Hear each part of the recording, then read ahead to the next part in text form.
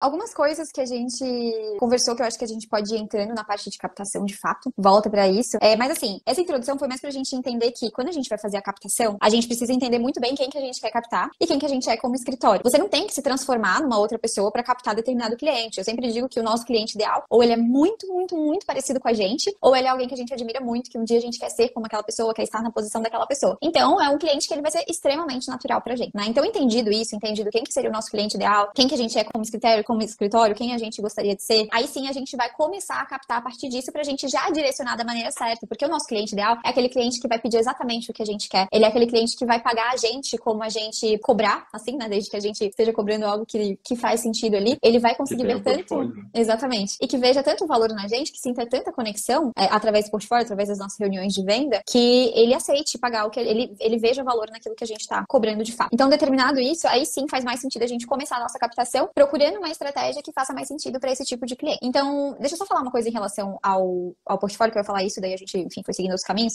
Em que momento que a gente entrega o portfólio pro nosso cliente, né? Na verdade, esse cliente, essa pessoa já chegou na gente, né? Então, a pessoa pediu para fazer um orçamento, etc. E aí, como que a gente conduz aqui dentro do escritório? Eu sempre peço uma reunião, o cliente entrou em contato comigo no WhatsApp, vou pegar alguns dados básicos, vou pedir algumas fotos, e aí eu vou pedir uma reunião com esse cliente. A gente vai fazer uma primeira reunião que a gente chama de pré-briefing, ou uma reunião de vendas, em que eu vou escutar tudo que o cliente tem para me falar, entender quem ele é como cliente, como que eu vou conseguir conquistar ele, né? O que ele tá buscando, de fato, ali na arquitetura, qual que é o estilo dele. Eu vou explicar a minha empresa, eu vou explicar todo o nosso processo. A gente tem um documento chamado Jornada do Cliente, em que a gente explica passo a passo tudo que vai acontecer no projeto, com imagens. Então eu falo, primeiro a gente faz um levantamento. Um levantamento parece isso. É tipo uma maquete, só com parede e janela, pro cliente pra gente alinhar as expectativas com o cliente. Então eu vou mostrar, é isso. Depois eu vou fazer um layout que é isso. Daí eu vou mostrar a planta abaixo e vou mostrar. E leva tantos dias. Depois eu vou fazer um 3D que é isso. Depois eu vou fazer um render que é isso. E vou mostrando tudo isso e vou dando os prazos já pra ele já entender como é que vai funcionar e ele já ficar totalmente situado. No nosso caso, o meu portfólio eu só entrego depois. Então a gente termina essa reunião e aí eu entrego pra ele no WhatsApp a jornada do cliente e eu entrego o nosso portfólio. Por quê? Porque eu quero que ele fique vendo o meu trabalho por mais tempo. Eu quero que ele fique vendo o meu logo por mais tempo, que ele fique lembrando de mim por mais tempo. Então ele vai ficar olhando, e vai ficar sonhando, imagina, será que na minha casa vai ficar assim? Isso aqui é legal, isso aqui é uma ideia interessante. E fica vendo, fica relendo, fica olhando de novo ali a jornada do cliente, porque geralmente o cliente tá animado para contratar um arquiteto, né? Então ficou mais tempo na cabeça do cliente. E geralmente é assim que a gente faz essa parte. Legal. E só para complementar uma coisa também, eu acho o seguinte, a gente tem que sempre pensar aquilo que a gente falou anteriormente. Tem dois pontos aqui. Se o problema tá em você, ou você tá no cliente errado que você tá atraindo, porque é o que a Juliana falou. Ela tava criando conteúdo e esse conteúdo tava trazendo para ela essas pessoas que eram mais, questionavam muito. Era o cliente que você tava esperando. Qual tipo de cliente você tá atraindo? Eu acho que é outro ponto, na verdade, né? É o que você tá comunicando para ele. Vai muito além do portfólio também, né? Cometem esses erros, assim. Então, talvez ele também não tá tendo essa percepção profissional do seu estúdio. Você entra num grande escritório, é tudo muito padronizado também. Tem essas regras, né?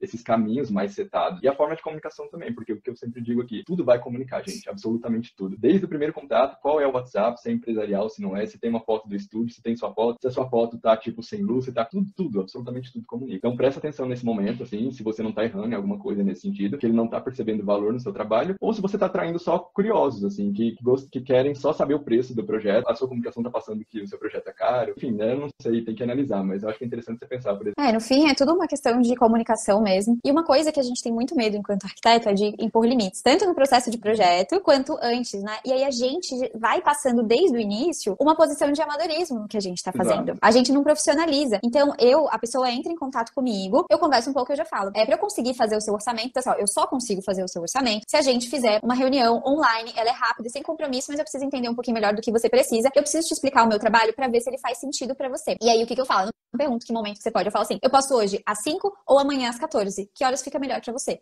Então eu já comecei impondo esse limite. Eu não lembro de alguma vez. Né? Exatamente. Porque assim, a minha empresa, você está me contratando e aqui funciona dessa maneira. Beleza. E a gente vai, entra e super tranquilo. É igual isso que eu falo, tudo comunica. E isso vai comunicar, isso é uma mensagem muito forte, gente. Por mais que você tenha o dia inteiro, é o seu primeiro cliente, você está super ansioso ou ansiosa para captar esse cliente, faça isso. Isso é muito importante, né? Isso dá uma noção de valor também, assim, né? De escassez um pouco. Então isso é algo bem importante. O cliente que normalmente não tem tempo para reunião. Aí é totalmente falta de prioridade dessa pessoa. Se é um cliente que ele precisa contratar um arquiteto, que ele quer contratar um arquiteto, ele vai arranjar tempo, assim, todo mundo tem 15 minutos pra fazer essa reunião, né? Tem casos e casos, né? Por exemplo, esse apartamento mesmo que viralizou, ele era de uma médica. E aí, de fato, ela, assim, ela dava plantão, eu tive que me adaptar aos horários dela, e aí eu tive que fazer reunião à noite. Não, mas assim, isso é questão também da gente conhecer o nosso cliente ideal. Por exemplo, se você, eu já fiz reunião à noite, eu só faço reunião à noite, porque o meu cliente ideal, eu já sei que é assim, os meus clientes fazem reunião do carro, indo de um lugar pro outro. E é assim que a gente se adapta, porque é o tipo de cliente que eu tenho.